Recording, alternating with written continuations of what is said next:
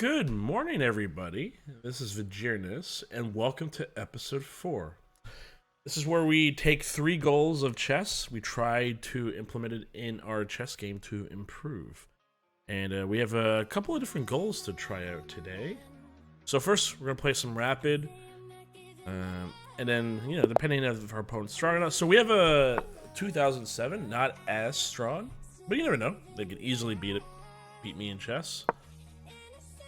So we're going to focus on 3 goals today. The first one is time management. So again, we want to use our time very carefully. Don't spend too much time on early game if we know it really well. Okay, so this is a very well-known line. Now we have to play h6 here. And then 2 other goals we're going to focus on is piece coordination and pawn breaks. So I'm trying to make sure that all my pieces make sense, that they're in sync. Very important in this type of game. Not leave anything. Basically, they have to all vibe. They have to connect. They all have to have a purpose. I don't want to just play a6 unless there's a reason why I play a6. So piece coordination is going to be the really big important goal for this game, and it should be an important goal for any game in chess, really. And then lastly, pawn breaks. So I'm going to try and look for a significant pawn break to break the structure. Although, to be fair, black does have some nice pawns on e6, d5. Okay, so knight f3. I don't actually remember this move. Play. But I believe knight d7 is still okay, because there's really no way to defend that pawn with white. So I could take it with the queen or knight. Now the question is, what piece do I take it with? Because both taking with the queen or... Oh, okay, that's a little cute. So if I take with the queen, we have queen c7. But is there issues with queen c7? So now I'm thinking 2 ways. So if I take with a knight, queen h4, that looks very natural. And I don't like this pin. It's kind of unnecessary. If I take with the pawns, okay, this time I'm going to burn 30 seconds. Calculate this. If I take with the queen c7, there's really no way to get... Oh, I do get queen d4. Yeah, that's worth it. Okay, I'm going to do that. If he does take the pawn, I'm going to take the d4 pawn. If he takes the queen, then I get knight f6, I'm completely fine. Okay, so he definitely wants the c pawn, so I'm taking a d pawn, which to me is much more important. Knight b e2 or knight g2 is a fine move. I can now play queen e5 to try and trade queens, and now my position's really solid. I think we're gonna have to do that. And then if I trade off queens, I have the d4 threat on the pinned knight. I could also play... No, I don't have actually that move. Okay, so let's try and trade the queens off. So again, we're managing our time really well. We are down about 30-50 seconds, but 1, 2, 3, 4, 5, 6, 7, 2, 3, 4, we're up a pawn. Okay, so f3 was played. Okay, so how do we increase our development? Is there any weaknesses? Can I play knight c4? Knight c4, most likely the opponent will castle. And then here, trade off at bishop.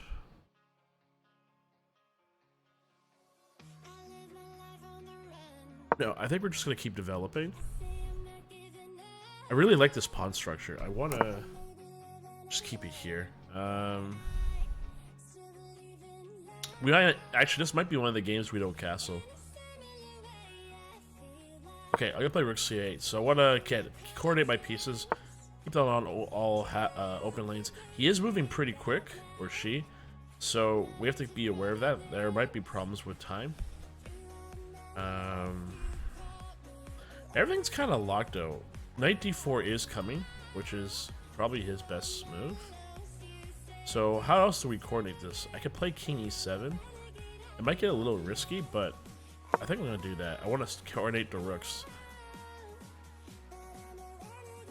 And then we gotta play it. We're gonna have to start with a plan. I think knight c4 is the way to go. It really blocks off the bishop on 1 once the knight on e2 moves to d4. Also, there is an issue. Actually, now that I think about it, he can't even move the knight because he's afraid of. Yeah, that's what I thought. He's afraid of. Oh, this is actually a nice little double attack. He's attacking both. I didn't actually see that, but luckily I do have a defense. Rook c4 stops both bishop and pawn from being attacked together. So now, he probably should take. Because if he doesn't take, it allows me to play rook hc8. And that becomes a little bit more pressure on his knight. White's not like doing, like White's down a pawn. They're not too terrible. Like they do have 2 underdeveloped pieces, which is good for me. So rook d4 actually kind of helped me develop my rook further. Okay, takes. So I can take with the knight. I can take with the pawn. Knight seems better. I'm also threatening a fork, which he does recognize. I could play bishop c5 now and target all the dark squares.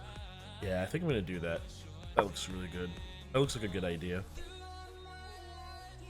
And then we're going to hold off with this rook. Again, we're following piece coordination, so we don't know where to put the rook yet. We could put the rook here. We could put the rook here. We're not 100% sure. As much as it makes sense to put on the c8 because there's a lot of pawns, or there's a lot of pieces in the way. It's hard to say. I'm not sure where to put the rook yet, but it's okay. We have a lot of... Okay, so we have b3. So we have a couple things. We could check here, and then we could play the knight here, and then we could just wait and see what to do next. We could check on a3 instead. And then the king goes here or here. Ooh, this is a interesting decision.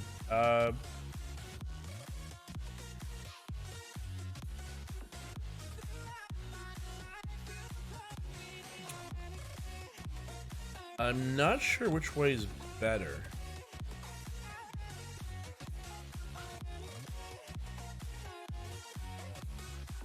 Unfortunately, I'm burning time, so time management is not the best right now, but we still have quite a bit of time. We could still play this really well. I really want to exploit these dark squares, so...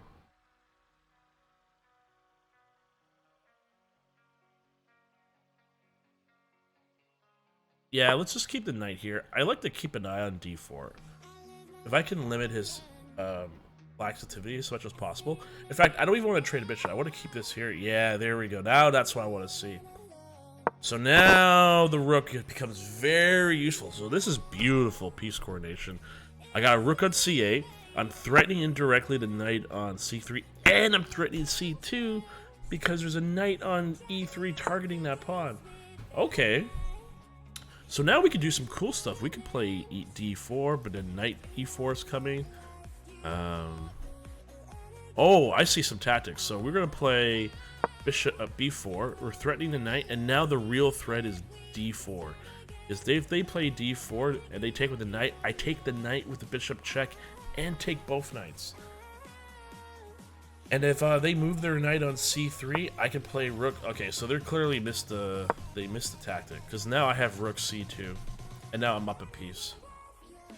Because after rook c2, oh, I have to be careful if I play this correctly. So I can definitely take the pawn. Do I take with the rook? Yeah, I have to take with the rook. Because there's all these little shenanigans I have to be aware of. How do you play this?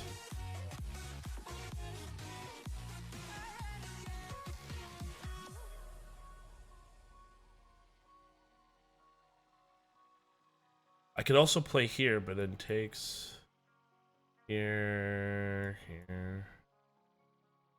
Leads to a very good endgame. Okay, if I take here... Okay, I still have to manage my time, so I have to be careful. Okay, so... Bishop a3... Knight d4...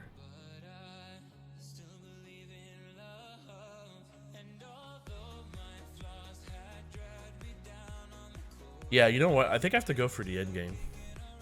I don't like him taking this pawn for free. Takes... I have a lot of checks. If I go here, knight check, king back. I almost have mate. Actually, there is a mating net. Okay, let's go here. So takes, check.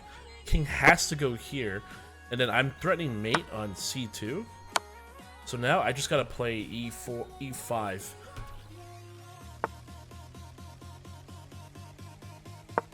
And now the mate threat is on c2, so I should be able to pick up this knight.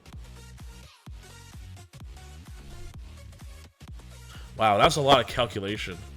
And again, I'm recognizing that I am lower on time than my opponent, so I have to get this right. But I am managing my time. The time management has allowed me to realize I have a possible mating net. And if you have a mating net, burn your time, because you're going for the... That's what we're talking about. See? Perfect. Knight is in trouble. Can't leave the knight c2 square because there's a mate threat. That's how we win the game. Wow, that's a really good game by me. I'm not gonna lie. Anything we could have improved on? I don't know, man. This was a pretty good game. No, this was like probably one of the best piece coordination games I've ever played. We recognized at every moment that we see. Like, one thing we tried to do is we try to anticipate our opponent's plan. You know, when they played Queen F4, that recognized to me that they're probably targeting this pawn. So targeting a pawn is one thing, but we have to try and figure out, is it worth it? Like, do we want to save the C pawn? Do we get a better trade-off? In this case, we had a better trade-off because we took a really central pawn. The C7 pawn, that can be used to break in later, but at this point, it wasn't causing any damage. The king was still relatively safe. We're gladly trading up one of our more passive pawns for a very active pawn. And then we just recognized that once we're up a pawn, and we have some piece development with a bit of pins, let's go right to the end game. Again, that's probably signs of like the difference between like good and better and greater players is they can see they're just playing for the win. So whatever it takes to get to the winning stage of chess, that's what matters. And me getting to an end game, which is usually that's my strength. But in this position, it's just I have two bishops, I have an extra pawn, I have central pawn positions. Everything's starting to slowly coordinate. So again, I'm coordinating, getting the bishop out, blocking these key squares for the knight to not get out earlier. I'm playing rook c8, putting pressure on the knight. Again, coordinating. King e7 is also coordinating because now I have the rooks connected. Everything made sense. I did miss rook d4, I admit that, but I had a nice move, rook c4, to minimize the possible like position of like losing a pawn or losing my initiative. King c1 definitely wasn't the move. You got to figure out how to get this active. That's like the scariest thing. And again, bishop d5 or c5, controlling the dark squares, recognizing there's possible ways of infiltration. But yeah, this was perfect. Can't even say anything more. Okay, thank you guys for watching the video. I hope you learned a little bit about goals and hopefully you can implement some of these into your game. I'm gonna be making making these videos once a day, and we're gonna try out different goals. And as you've seen from some of the last videos, some work out, some don't work out, and that's okay because that's chess. But today it worked out really well. Thank you for watching. Appreciate it. Again, like and subscribe. I'm making video content every day. I got shorts. I have YouTube videos. I got the podcast going. There's so many things I'm doing with YouTube right now, so I'm really enjoying it, and thank you for watching. Have a good one.